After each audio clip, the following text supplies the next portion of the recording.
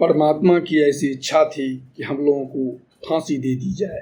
भारतवासियों के जले हुए दिलों पर नमक पड़े, वे बिलबिला उठें, हमारी आत्माएं उनके कार्य को देखकर सुखी हों। जब हम नवीन शरीर धारण कर देश सेवा में योगदान देने को उद्यत हों, उस समय भारतवर्ष की स्थिति सुधरी हुई हो, जनसाधारण का अधिक भाग सुरक्षित हो जाए, ग्रामीण लोग भी अपना कर्तव्य समझने लग जाएं। ये शब्द हैं भारत के महान क्रांतिकारी और भारत माता को गुलामी की जंजीरों से मुक्ति के लिए अंग्रेजी साम्राज्य को हिला देने वाले शायर, कवि, लेखक, अनुवादक, इतिहासकार पंडित राम प्रसाद बिस्मिल की।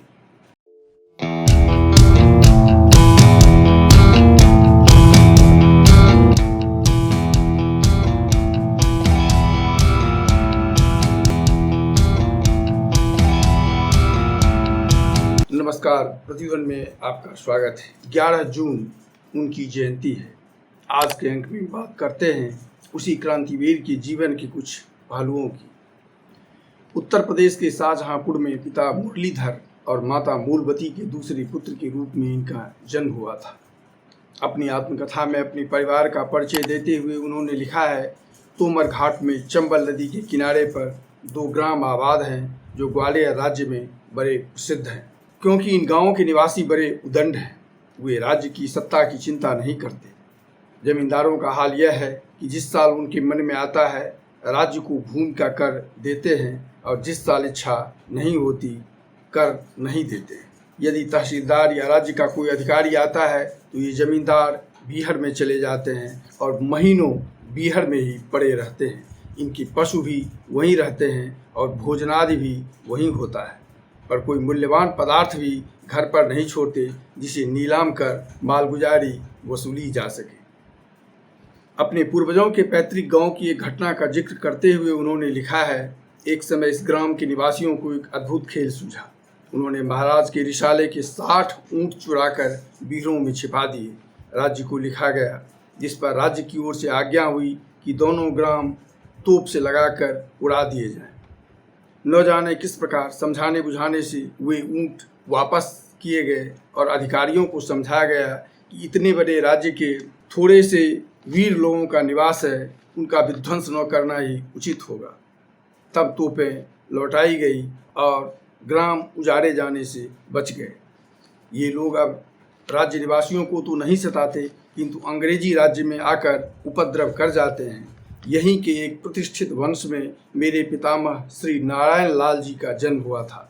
वह कौटुंबिक कलह और अपनी भाभी के असहनीय दुर्व्यवहार के कारण मजबूर हो अपनी जन्मभूमि को छोड़ इधर उधर भटकते रहे।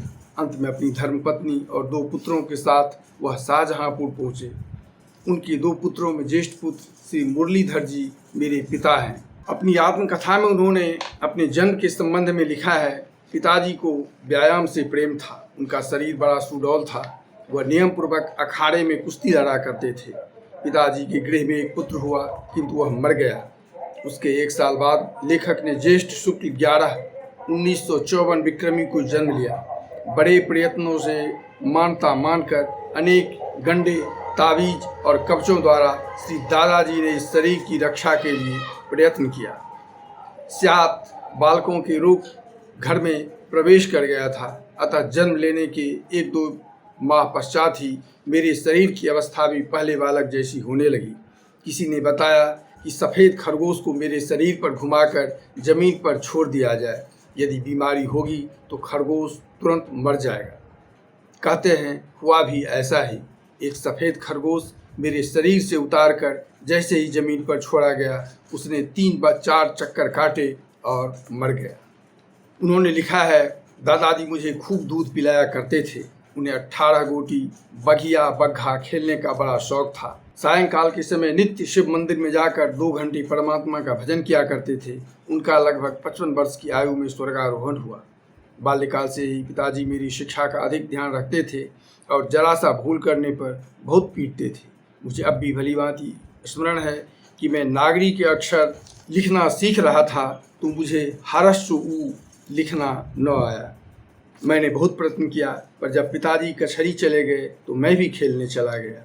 पिताजी ने कचहरी से आकर मुझसे हरस्व ऊ लिखवाया तो मैं नहीं लिख सका। उन्हें मालूम हो गया कि मैं खेलने चला गया था। इस पर उन्होंने मुझे बंदूक के लोहे के गज से इतना पीटा कि गज टेढ़ा पड़ गया। भागकर दादी जी के पास चला गया, तब बच सका। मैं बचपन से ही बहुत उदंड था। पिताजी की पर्याप्त शासन करने पर भी बहुत उदंडता करता था। पिता से प्रारंभिक शिक्षा के बाद उर्दू की पढ़ाई के लिए जाने लगे। जहाँ 5वीं में 2 बार पास नहीं कर पाए तो मिशनरी स्कूल में पढ़ने की इच्छा जताई। इसी दौरान पिता के संदूक से पैसे चुराकर भांग, सिगरेट के साथ उर्दू उपन्यास और शायरी की किताबों का भी शौक चढ़ा, जो एक पंडित जी के उपदेश से छूटा। फिर आर्य समाज के विचारों से छात्र जीवन में ही प्रभावित हो गए और इसकी गतिविधियों में सक्रियता से भाग लेने लगे। इसी दौरान कांग्रेस तथा क्रांतिकारी गतिविधियों, पिस्तौल, रिवॉल्वर और कारतूस की ओर आकृष्ट हुए। प्रतिभाशाली ऐसे थे कि हथियारों के लिए पैसों की व्यवस्था की बात आई तो अमेरिकी स्वाधीनता संग्राम पर एक पुस्तिका लिखकर प्रकाशित करवाकर उसे बेचकर धन की व्यवस्था कर ली। कॉलेज शिक्षा के दौरान अशफाक उल्लाह खान से दोस्ती हुई, जो मरते दम तक बनी रही। कुमार सभा के माध्यम से गतिविधियां संचालित करते हुए भाई परमानंद की फांसी का समाचार इन्हें इतना उद्वेलित कर गया कि उन्होंने ब्रिटिश साम्राज्य को नष्ट करने की प्रतिज्ञा ले ली और पंडित गेंदालाल दीक्षित के साथ मिलकर मातृवेदी नामक संगठन की स्थापना की, जिसमें 200 से अधिक लड़ाके, बहुत सारे घोड़े और पर्याप्त हथियार थे। 28 जनवरी 1918 को मैनपुरी प्रतिज्ञा नाम से एक पर्चा प्रकाशित कराकर उन्हें जनता के बीच वितरित किया, पर देशद्रोही दलपत सिंह ने इसकी गतिविधियों की गुप्त जानकारी अंग्रेज अधिकारियों को दे दी। अंग्रेजों ने प्रमुख नेताओं को पकड़कर मैनपुरी षड्यंत्र के नाम से उन पर मुकदमा चलाया और विभिन्न जगह जेलों में अनेक तरह की यातनाएं दी।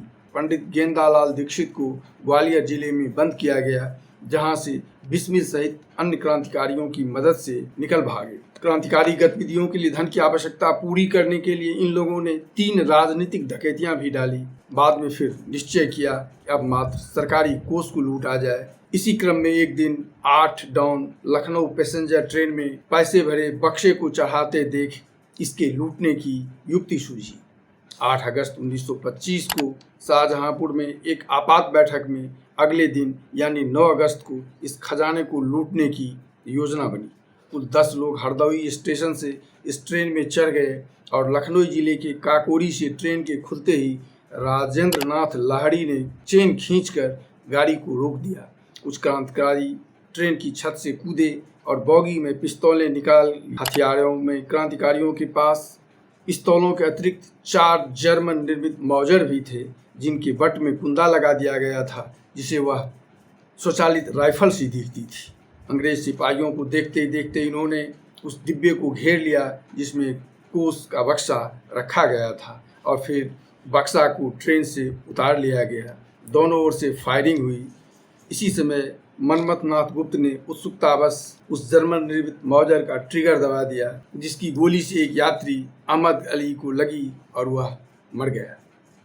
मजबूत बक्से के मजबूत ताले को तोड़कर सारे चांदी से भरे सिक्कों और नोट से भरे चमड़े के थैलों को चादरों में बांधकर क्रांतिकारी चल पड़े। घटनास्थल से एक रुमाल जिस पर शाहजहांपुर के एक लॉन्ड्री का चिन्ह था से मामले का खुलासा हुआ। पंडित राम प्रसाद बिस्मिल, अशफाक उल्लाह खां, राजेंद्र लाहिड़ी, रोशन सिंह सहित क्रांतिकारियों को विभिन्न जगहों से पुलिस ने गिरफ्तार कर लिया। हिंदुस्तान रिपब्लिकन एसोसिएशन के 40 सदस्यों के विरुद्ध सम्राट के विरुद्ध युद्ध छेड़ने, सरकारी खजाना लूटने, यात्रियों की हत्या करने का मुकदमा चलाया गया। अवध चीफ कोर्ट ने 22 अगस्त 1927 को पंडित राम प्रसाद बिस्मिल, राजेंद्र नाथ लाहिड़ी, अशफाक उल्लाह खां को फांसी, कुछ को आजीवन कारावास से लेकर 4 वर्ष तक की कैद की सजा सुनाई।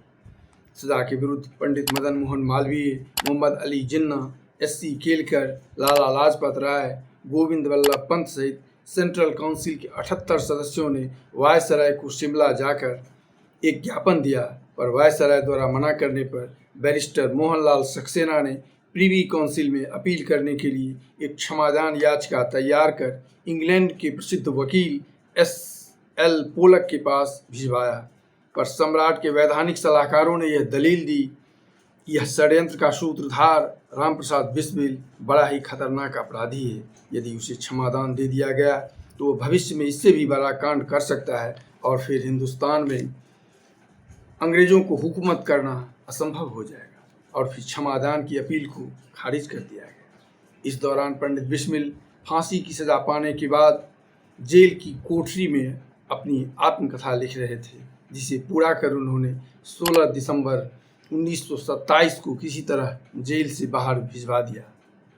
अपने जीवन में क्रांतिकारी गतिविधियों में इतनी सक्रियता से भाग लेने के बाद उन्होंने कुल 11 पुस्तकें लिखी, कुछ अनुवाद किए, पर अंग्रेज सरकार द्वारा उनकी सभी पुस्तकों को जब्त कर लिया गया। 18 दिसंबर को गोरखपुर जेल में पिता से अंतिम मुलाकात हुई और 19 अगस्त को सुबह 6 बजे गोरखपुर जेल में ही इन्हें फांसी दे दी गई। उनका अंतिम संस्कार राप्ती नदी के तट पर किया गया और बाबा राघव दास ने ताम्रपत्र में उनकी अस्थियों को संचित कर देवरिया में एक स्मृति स्थल बनवाया। इस घटना के संबंध में शहीद आजम भगत सिंह कृति पत्रिका में 1.5 साल तक सिलसिलेवार लिखते रहे। वे लिखते हैं, इस मामले की सुनवाई कर रहे जज हैमिल्टन ने कहा था, ये नौजवान देशभक्त हैं। भले ही इन्होंने अपने फ़ायदे के लिए कुछ भी ना किया हो, लेकिन अगर ये जवान कहें कि वो अपने किए का पश्चाताप करेंगे तो सज़ा में कुछ रियायत दी जा सकती है। लेकिन अंग्रेज़ हुकूमत के आदेश पर इन्हें फांसी दे दी गई। अपनी आत्मकथा में बिस्मिल लिखते हैं, अगर डकैती डालने की जिम्मेदारी के ख्याल से मृत्युदंड दिया गया तो चीफ कोर्ट के फैसले के अनुसार मैं ही डकैतियों का जिम्मेदार था तथा नेता भी प्रांत का मैं ही था। अतः मृत्युदंड तो मुझे ही मिलना चाहिए, अन्य 3 को फांसी नहीं देनी चाहिए। पर शायद रामप्रसाद बिस्मिल को अपनी देश और यहाँ के लोगों की मन स्थिति का अनुमान हो गया था, इसलिए उन्होंने आत्मकथा में लिखा है, मैं नवयुवकों से फिर भी विनम्र निवेदन करता हूँ कि जब तक भारतवासियों की अधिक संख्या सुशिक्षित न हो जाए, तब तक उन्हें कर्तव्य अकर्तव्य का ज्ञान न हो जाए, तब तक वे भूल कर भी किसी प्रकार की क्रांतिकारी षड्यंत्रों में भाग न लें। यदि देश सेवा की इच्छा हो तो खुले आंदोलनों द्वारा यथाशक्ति कार्य करें, अन्यथा उनका बलिदान उपयोगी न होगा। क्या आज़ादी के 75 वर्ष बाद अमृतकाल मनाते हुए भी आज हम इस स्थिति पर पहुंच पाए हैं? अगर नहीं तो क्यों और कौन जिम्मेदार है? सोचिएगा ज़रूर। अगर चैनल अच्छा लगे तो इसे सब्सक्राइब, लाइक और अपनी प्रतिक्रिया देकर प्रोत्साहित करेंगे। नमस्कार, धन्यवाद। मिलते हैं फिर अगले अंक में।